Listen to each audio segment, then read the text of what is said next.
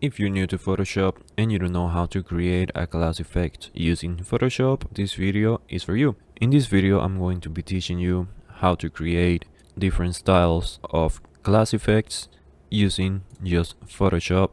An extra one that we're going to be creating in Photoshop that would only take 1 minute. Without further ado, let's get to it. First step is create a brand new Canva into your Photoshop. And for this one, I'm going to be using 2400 pixels by 3000 pixels. Choose a photo, whichever one you like, but I'm going to be using this photo. Let's go to filter, blur, Gaussian blur, and about 2 pixels of Gaussian blur. Again, let's go to filter, noise, add noise, and about 5% of noise with Gaussian and monochromatic. Let's press OK. For the first one, let's duplicate this one. Let's leave this one as the very last one since it's gonna be bonus. And for this one, let's hide this one, press on this one, filter, filter gallery. Let's zoom out and your filter gallery looks like this and you don't know where to find the class effects. Go to distort and you're gonna see it right here in the middle, in between diffuse glow and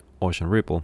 Over here, press on glass, you're gonna see it right here, unhide it. For the very first one is going to be blocks, and for this one over here you see that you should have distortion, smoothness, and scaling and invert, and everything is pretty straightforward. Distortion is how much distortion you want your effect to be. Smoothness, how smooth, like over here you can see the lines are very visible, and the more percentage the lines gets blurry. But for this one I want the eyes, I want the face features to be visible, like the eyes, nose, and mouth. So let's find a medium.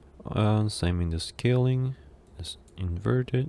Press OK. This one is going to be blocks. Let's duplicate it, hide it, and for this one, filter, filter gallery, zoom out. Let's go to the next one. It's going to be canvas. As you can see, it's like an in between of the blocks and the next one which is called frosted, so it's something in between. Invert it and see how that looks like. Let's press OK, duplicate it, press here, filter gallery, zoom out.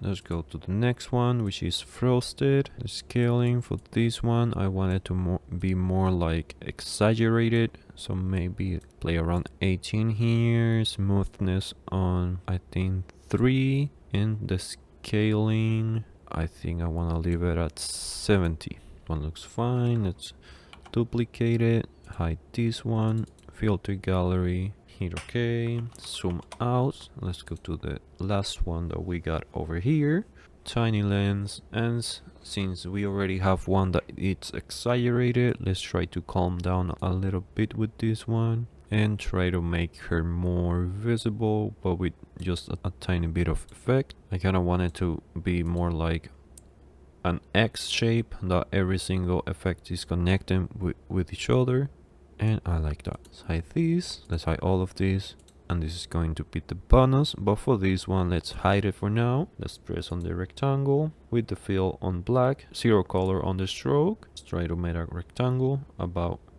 this big, and if you don't know where the gradients maps are or the gradient colors, you're gonna see it right here, or just press the letter G, which will take you to it.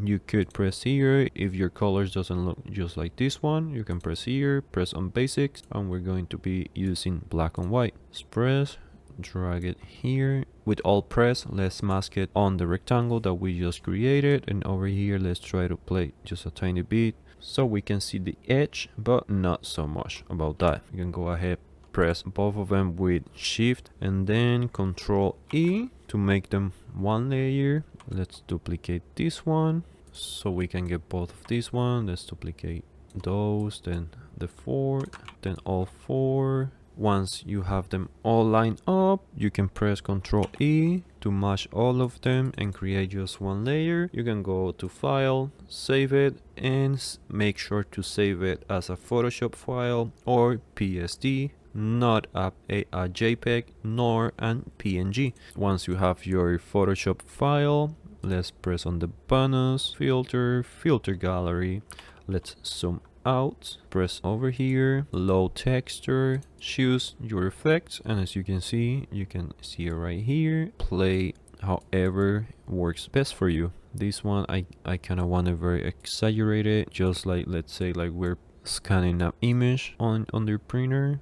And all the effects that we created, we added just a tiny bit of caution blur, we added some noise, plus the glass effect in multiple styles.